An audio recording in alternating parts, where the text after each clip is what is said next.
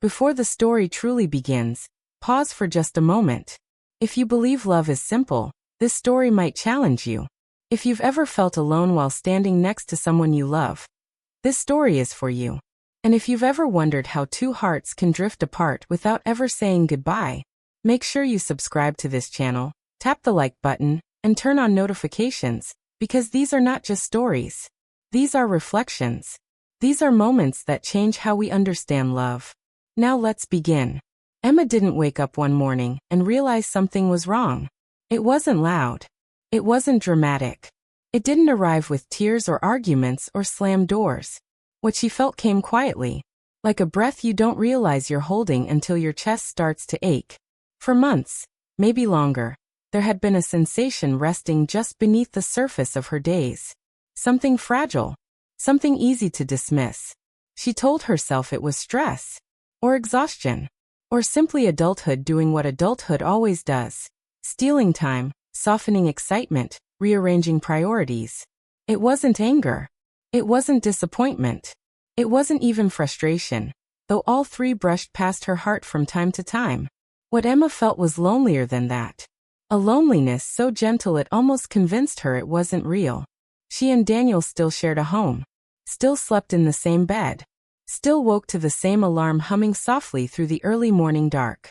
Every morning, they crossed paths in the kitchen. Coffee cups, familiar silence, small smiles exchanged out of habit rather than hunger. From the outside, their life looked intact. But inside Emma, something essential had dimmed. Not shattered. Not broken. Just faded. Love hadn't disappeared all at once. It eroded. One unanswered question at a time. One distracted, aha at a time. One evening where conversation was replaced by glowing screens and tired sighs. Hundreds of moments so small they never demanded attention. Until together, they formed a space too wide to ignore. And tonight, that space felt unbearable. The sun was sinking behind the Seattle skyline, melting into the horizon in soft streaks of gold and amber. Light spilled through the kitchen windows, resting gently on the tiles like it was trying to comfort the room. Emma stood at the counter, her fingers curled tightly around the cool edge of the stone. The house felt wrong.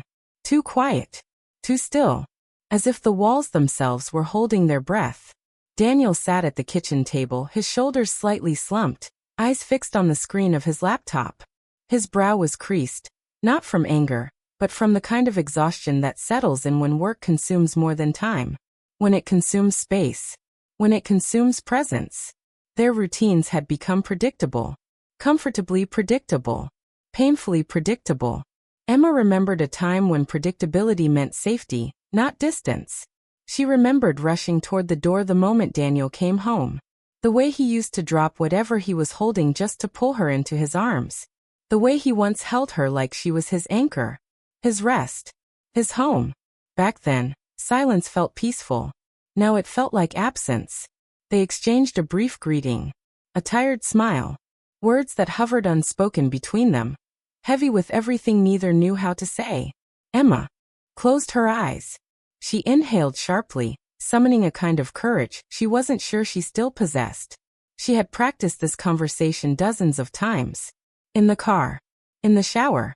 Staring at the ceiling in the dead quiet of night. Each time, the words sounded stronger in her head. Each time, they trembled when they reached her lips. Finally she spoke. Daniel, I need to talk to you. The room shifted. He looked up immediately, not startled by volume, but by weight, by the seriousness woven into her voice. What's wrong? He asked softly. Emma walked toward him, stopping just short of the table. She didn't sit. Sitting felt too small, too safe. She needed him to see her. I've been feeling distant, she said slowly.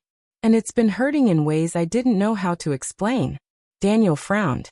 Not in irritation, but confusion. Distant how? Her throat tightened. From you, she whispered. From us. The words landed between them like fragile glass. Once spoken, they couldn't be taken back. Emma exhaled, her voice trembling, not with fear but relief. I'm not asking for something dramatic, she continued. I don't need grand gestures or perfect moments. I just want connection. Time. Attention. Presence. She swallowed. I miss us. I miss feeling like I mattered. Like you really saw me. Daniel leaned back in his chair, releasing a slow breath. Guilt crept across his face like a shadow he hadn't realized was following him. I didn't know you felt this strongly, he murmured. Emma's lips curved into a sad, understanding smile. Neither did I, she admitted. Not until the silence started hurting. She wasn't dramatic. She wasn't demanding. She had never been the kind of person who needed constant reassurance or extravagant displays of affection. She had been patient. Through the late nights, the missed dinners, the weekends swallowed by deadlines and obligations. She told herself this was normal. That love matured. That sacrifice was part of commitment. But patience had quietly turned into distance. And distance had hollowed into emptiness. Daniel stood, rubbing his forehead as if trying to gather words he hadn't prepared. Emma, I never wanted you to feel alone with me. I know, she said gently. But sometimes, she added, her voice steady, neglect feels almost like heartbreak. The words weren't sharp. They weren't meant to wound. They were simply true. Daniel reached for her hand, then stopped. His fingers hovered in the space between them. That hesitation hurt more than anything she'd said. They used to reach for each other without thinking. Now even the smallest gesture required courage. Before either of them could speak again, a soft knock echoed through the house. Not loud, not urgent, but familiar. Daniel glanced at her. Were you expecting someone? Emma shook her head. He walked toward the door while she leaned back against the counter, her breath uneven. She had finally spoken her truth. For a moment, the weight had lifted. Then the door opened, and everything shifted. Daniel froze. Michael. Emma's heart skipped before her eyes even reached the doorway. Michael. A name from a different chapter. Someone who had once been part of their weekends. Their laughter. Their shared memories. A friend who lived nearby before life carried him elsewhere. He stepped inside with an easy smile. Hey, he said. Sorry to drop by unannounced. I found something and thought you'd want it. He handed Emma an envelope. Inside was a photograph. A moment frozen in time. A cabin trip. From years ago. Emma and Daniel, wrapped in each other's arms, laughing freely, glowing with a love that hadn't yet learned how fragile it could be. The room went silent. Michael looked between them, understanding far more than he said. Everything okay? He asked quietly. Just talking, Emma replied, her smile thin but polite. Michael nodded. Before leaving, he paused. People only ask for more, he said softly, when they still care. Remember that. The door closed. The words lingered. Daniel stared at the photograph. I remember that day, he said. So do I, Emma replied. We were happy. We were connected. Something fragile flickered back to life between them. I miss this version of us, Emma whispered. Daniel stepped closer. I want to find it again. Then we have to fight for it, she said. Both of us. He nodded. I will.